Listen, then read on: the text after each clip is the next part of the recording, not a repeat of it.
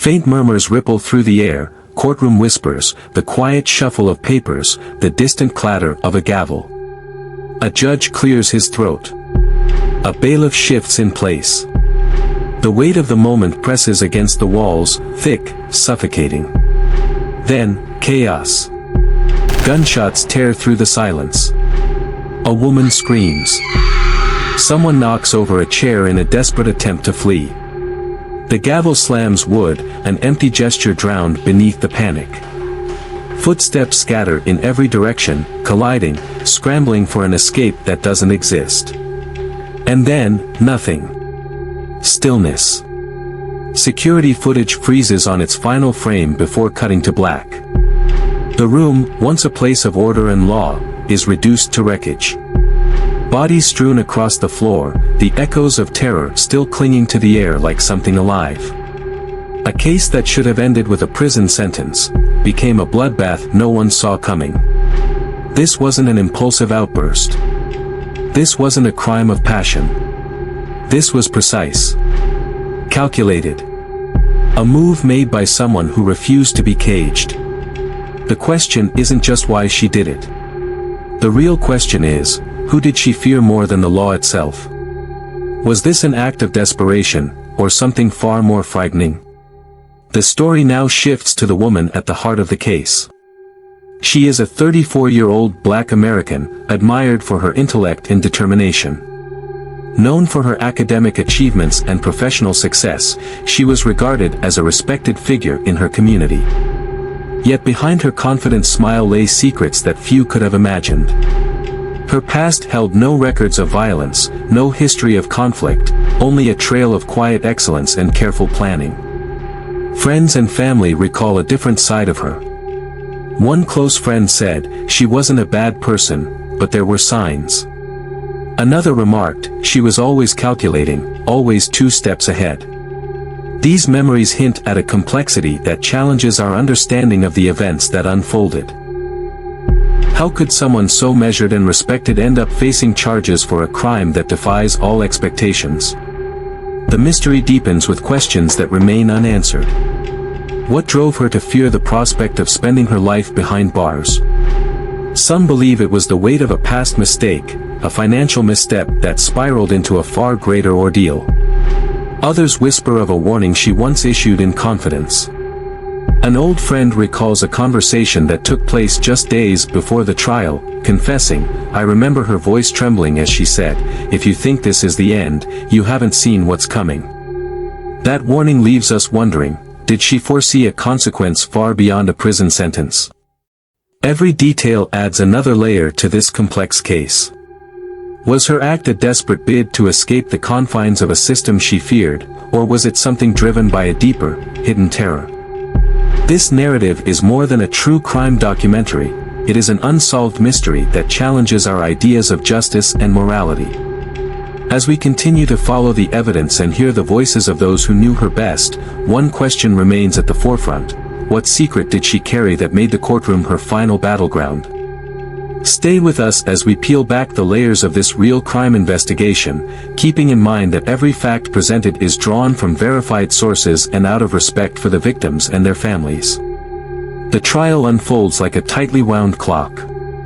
The prosecution lays out the evidence one piece at a time, a series of documents, eyewitness accounts, and forensic reports that point toward a crime with severe consequences. The charges are serious, and a life sentence hangs over her like a shadow. Yet, she remains unerringly calm. In one brief moment, a captured glance reveals a slight, almost defiant smile as the judge dismisses her plea deal. Is that confidence, or something more calculated? In the midst of the proceedings, the defense attorney is handed an anonymous note. Its contents are unclear, yet the message seems to hint at hidden truths behind the case. The judge's eyes betray a hint of discomfort, suggesting that he might be aware of details no one else is. As the minutes tick by, a key witness, once so firm in their statement, suddenly changes their testimony. The abrupt reversal leaves everyone questioning what they thought they knew. Every moment in the courtroom now pulses with unanswered questions. What pushed her to consider an act that defied all expectations? Could this note be a clue to an entirely different motive, one that explains the unyielding calm in the face of such overwhelming evidence? A final motion for a mistrial is attempted, and in a decisive ruling, it is denied. The tension mounts as each second brings new doubts and leaves more questions than answers. With each element of this true crime documentary, the story becomes a maze of conflicting testimonies and unresolved mysteries. Was her behavior a strategic ploy, or the mask of someone who had accepted a fate far worse than prison? Every detail adds weight to the mystery, urging us to keep watching, to question what lies beneath the surface of this courtroom drama. Stay with us, as the answers remain just out of reach, and the countdown to the truth continues. The courtroom held its breath in the seconds before it happened. The judge's voice was mid-sentence. A pen scratched paper somewhere. A cough echoed in the tense silence. Then, a deafening crack split the air. The bailiff's body collapsed before his mind even registered what was happening. A second later, another shot.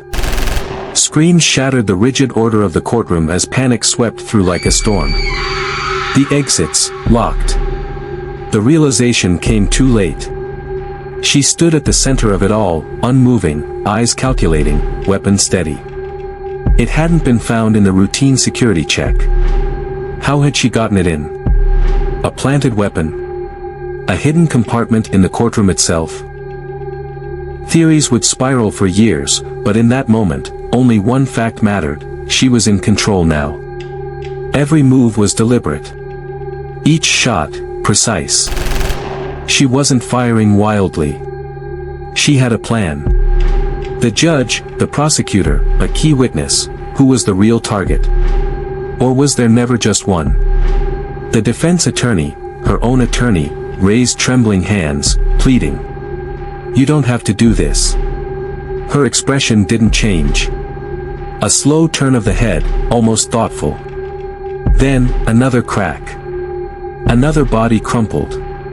Witnesses ducked, scrambled, crawled over each other, desperate for cover. The courtroom, a place meant for justice, had become something else entirely. Security was outside, pounding against the locked doors. Sirens wailed in the distance. But inside, time stretched. Every second felt unbearable. What was driving her? Was this revenge? A desperate escape? Or was the truth something far worse, something no one in that courtroom had even considered? Her hand tightened around the weapon. There were still bullets left. And there was still one person she hadn't looked at yet. The one person she'd saved for last. The aftermath was chaos. The air inside the courtroom hung heavy with a mixture of gunpowder, panic, and the raw stench of fear. Sirens wailed outside, red and blue lights flashing through the shattered windows. A few survivors lay motionless, either out of shock or fear that any movement might bring the final bullet their way. Others sobbed quietly, pressing hands over their mouths to stop the sounds from escaping. Then, the pounding on the doors ceased. Seconds stretched into eternity before the deafening crash of the entryway being forced open. SWAT officers stormed in, their commands sharp and immediate. "Drop the weapon." But she didn't. She stood still, as if absorbing the moment, as if she knew this would be her last act in this world. The gun, still warm from its destruction, hovered just above her heart. One last deep breath, and a single shot. The impact threw her backward, her body slumping against the defendant's table. A sharp exhale, a flicker of movement, and then, nothing. The officers swarmed, confirming what they already suspected. It was over. Or so they thought. By the time the evening news aired, the story had already taken on a life of its own. Helicopters hovered over the courthouse, broadcasting every grim detail as reporters scrambled to piece together what had happened. Today's events mark one of the most shocking acts of violence in a courtroom in U.S. history, one anchor stated solemnly. The accused, now deceased, leaves behind more questions than answers. Witness testimonies trickled in, each more unsettling than the last. One of the jurors, still shaken, recalled the moment before the chaos erupted. She wasn't scared. Not like the rest of us. It was almost like she knew how this was going to end. Another survivor, a legal assistant, whispered a chilling remark. She looked relieved. Like she had won. But what had she won? The official narrative was simple: she had snapped under pressure. But was that the truth? Authorities combed through every detail of the trial, searching for anything that might explain the breakdown. The case against her had been airtight, her fate seemingly sealed from the beginning. But then, whispers of something deeper began to surface. Some claimed she had been working with someone, an unknown figure pulling strings behind the scenes. Others believed she had been silenced before she could speak. A call log found on her confiscated phone showed an outgoing call made just hours before the trial began. The number was untraceable. Who had she spoken to? And why had she deleted the call immediately afterward? Social media erupted with speculation. Was she acting alone? Or had she been a pawn in something much bigger? Some believed she had been targeted before she could reveal incriminating information. The trial had been controversial, a case involving powerful figures and money that had gone missing. What if she had been set up? One theory suggested she was never meant to make it out of that courtroom alive. If you look at how the trial was handled, things weren't adding up from the beginning, a podcast host pointed out. Her defense lawyer looked terrified. The judge had an off reaction to the whole thing. It's like they all knew something we didn't. Others claimed she had been part of a larger plan, an orchestrated act of defiance. A final statement, played out in front of cameras and news crews. No single answer satisfied the public. News outlets battled over how to frame the story. Some painted her as a cold-blooded criminal, a woman who had orchestrated a massacre to avoid accountability. Others questioned if she had been pushed into a corner, forced into an outcome she had no control over. The case divided the nation. Protesters gathered outside City Hall, demanding transparency, while conspiracy forums dissected every piece of footage. One clip, in particular, sent shivers down the spines of those who saw it. A grainy security recording taken moments before the attack. The defendant adjusting her blouse, smoothing her skirt. Then, a flicker of a smile. Not fear. Not anger. Just quiet acceptance. As if she already knew. As if she had been waiting for this moment all along. The courtroom had been wiped clean, the bloodstains scrubbed away, the walls repainted. But the echoes of what happened there refused to fade. A case meant to serve justice had instead left the world with a haunting mystery. Who was she, truly? And what had she been trying to tell us all along? The police sealed off the courtroom within minutes, but the damage had already been done. Smoke from gunfire lingered in the air, mingling with the metallic scent that no one would ever forget. Survivors crouched behind overturned chairs, whispering prayers, stifling sobs. Outside, reporters fought for space, desperate for details. The first confirmed fatality. The judge. A bullet straight through the forehead. The prosecutor wasn't far behind, collapsed in a heap, still clutching his notes. The bailiff never even had a chance to draw his weapon. She had executed her plan flawlessly. But something wasn't adding up. How had she smuggled a weapon inside?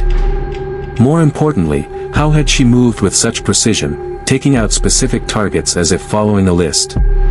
And why had one particular witness, set to testify against her, been left untouched? A detective on the scene, speaking on condition of anonymity, made a chilling observation: she wasn't just trying to escape. She wanted something to end here. By the time SWAT stormed the room, she was already gone. A lone officer caught sight of her slipping through a back corridor, but when he reached the exit, she had vanished. A citywide manhunt followed, but hours turned into days. Days into weeks. And still, nothing. Then, a break. Her car was found abandoned 50 miles away, engine still warm. Inside, authorities discovered a handwritten note. It was short. Just one sentence: "They'll never let me speak." What did it mean? Who was they? Investigators dug into her background. She had no known ties to criminal organizations, no history of violence. But something deeper lurked beneath the surface. Bank records showed unexplained deposits. Phone records hinted at late-night calls to an unregistered number. A former friend came forward, saying she had become increasingly paranoid in the weeks leading up to the trial. She kept saying they'd bury her before the truth ever came out, he recalled. "I thought she was just scared of prison."